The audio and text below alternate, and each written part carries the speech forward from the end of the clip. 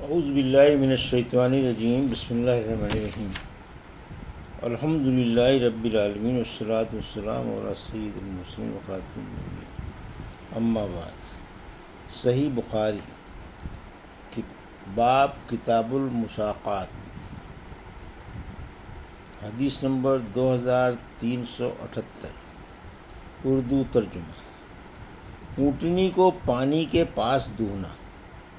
ہم سے ابراہیم بن منظر نے بیان کیا، کہا کہ ہم سے محمد بن فلیج نے بیان کیا، کہا کہ مجھ سے میرے باپ نے بیان کیا، ان سے بلال بن علی نے،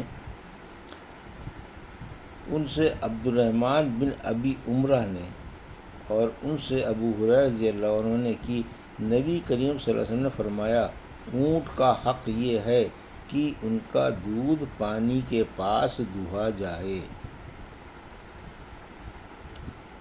حدیث نمبر 2379، اردو ترجمہ۔ باغ میں سے گزرنے کا حق یا کھجور کے درختوں میں پانی پلانے کا حصہ۔ اور نبی کریم صلی اللہ علیہ وسلم نے فرمایا، اگر کسی شخص نے پیوندی کرنے کے بعد کھجور کا کوئی درخت بیچا تو اس کا پھل بیچنے والے ہی کا ہوتا ہے، اور اس باغ میں سے گزرنے اور سیراب کرنے کا حق بھی اسے حاصل رہتا ہے، یہاں تک کہ اس کا پھل توڑ لیا جائے۔ صاحب عریہ کو بھی یہ حقوق حاصل ہوں گے۔ ہم سے عبداللہ بن یوسف نے بیان کیا، کہا کہ ہم سے لیث نے بیان کیا، ان سے ابن شہاب نے بیان کیا، ان سے سالم بن عبداللہ نے اور ان سے ان کے باپ نے بیان کیا کہ میں نے رسول اللہ صلی اللہ علیہ وسلم سے سنا، آپ صلی اللہ علیہ وسلم نے فرمایا تھا کہ پیوند کاری کے بعد اگر کسی شخص نے اپنا کھجور کا درخت بیچا تو اس سال کی فصل کا پھل بیچنے والے ہی کا رہتا ہے۔ ہاں، اگر خریدار شرط لگا دے کہ پھل بھی خریدار ہی کا ہوگا تو یہ صورت الگ ہے، اور اگر کسی شخص نے کوئی مال والا غلام بیچا تو وہ مال بیچنے والے کا ہوتا ہے۔ ہاں، اگر خریدار شرط لگا دے تو یہ صورت الگ ہے۔ یہ حدیث امام مالک رحمۃ اللہ علیہ سے، انہوں نے نافع سے، انہوں نے ابن عمر رضی اللہ عنہ سے بھی مروی ہے۔ اس میں صرف غلام کا ذکر ہے۔ حدیث نمبر 2380، اردو ترجمہ۔ ہم سے محمد بن یوسف نے بیان کیا، کہا ہم سے سفیان نے بیان کیا، ان سے یحییٰ بن سعید نے، ان سے نافع نے، ان سے ابن عمر رضی اللہ عنہ نے، اور ان سے زید بن ثابت رضی اللہ عنہ نے بیان کیا کہ نبی کریم صلی اللہ علیہ وسلم نے عریہ کے سلسلے میں اس کی رخصت دی تھی کہ اندازہ کر کے خشک کھجور کے بدلے بیچا جا سکتا ہے۔ حدیث نمبر 2381، اردو ترجمہ۔ ہم سے عبداللہ بن محمد نے بیان کیا، کہا کہ ہم سے ابن عینیہ نے بیان کیا، ان سے ابن جریج نے، ان سے عطا نے، انہوں نے جابر بن عبداللہ رضی اللہ عنہ سے سنا کہ نبی کریم صلی اللہ علیہ وسلم نے مخابرہ، محاقلہ اور مزاحنہ سے منع فرمایا تھا۔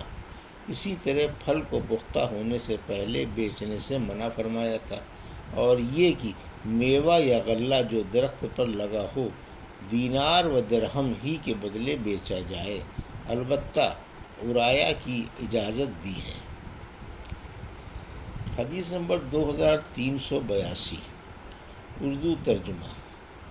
ہم سے یحییٰ بن قزع نے بیان کیا، انہوں نے کہا کہ ہم سے امام مالک نے خبر دی، انہیں داؤد بن حسین نے، انہیں ابو احمد کے غلام ابو سفیان نے، اور ان سے ابو ہریرہ رضی اللہ عنہ نے بیان کیا کہ نبی کریم صلی اللہ علیہ وسلم نے بیع عریہ کے اندازے کر کے خشک کھجور کے بدلے 5 وسق سے کم، یا یہ کہا کہ 5 وسق کے اندر اجازت دی ہے۔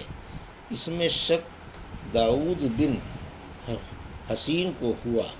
بیع عریہ کا بیان پیچھے مفصل ہو چکا ہے۔ حدیث نمبر 2383 اور 2384، اردو ترجمہ۔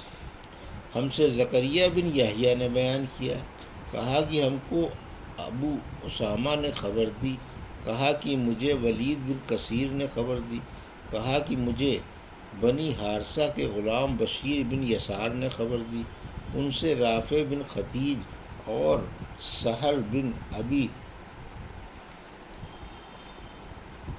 ابی حشمہ رضی اللہ عنہ نے بیان کیا کہ رسول اللہ صلی اللہ علیہ وسلم نے بے مزابنہ یعنی درخت لگی ہوئی کھجور کو خشک کی ہوئی کھجور کے بدلے بیچنے سے منع فرمایا، عریہ کرنے والوں کے علاوہ کہ انہیں آپ نے اجازت دے دی تھی۔ ابو عبداللہ حضرت امام بخاری رحمۃ اللہ علیہ نے کہا کہ ابن اسحاق نے کہا کہ مجھ سے بشیر نے اسی طرح یہ حدیث بیان کی تھی۔ یہ تعلیق ہے کیونکہ امام بخاری رحمۃ اللہ علیہ نے ابن اسحاق کو نہیں پایا۔ حافظ نے کہا کہ مجھ کو یہ تعلیق موصولاً نہیں ملی۔ یہ تھی صحیح بخاری باب کتاب المساقات کی حدیث نمبر 2378 سے 2384 کا اردو ترجمہ جو ابھی آپ نے سماعت فرمایا۔ اللہ سے دعا ہے کہ اللہ ہمیں حدیثوں کی صحیح سمجھ عطا فرما اور ان پر عمل کرنے کی توفیق عطا فرما، آمین یا رب العالمین۔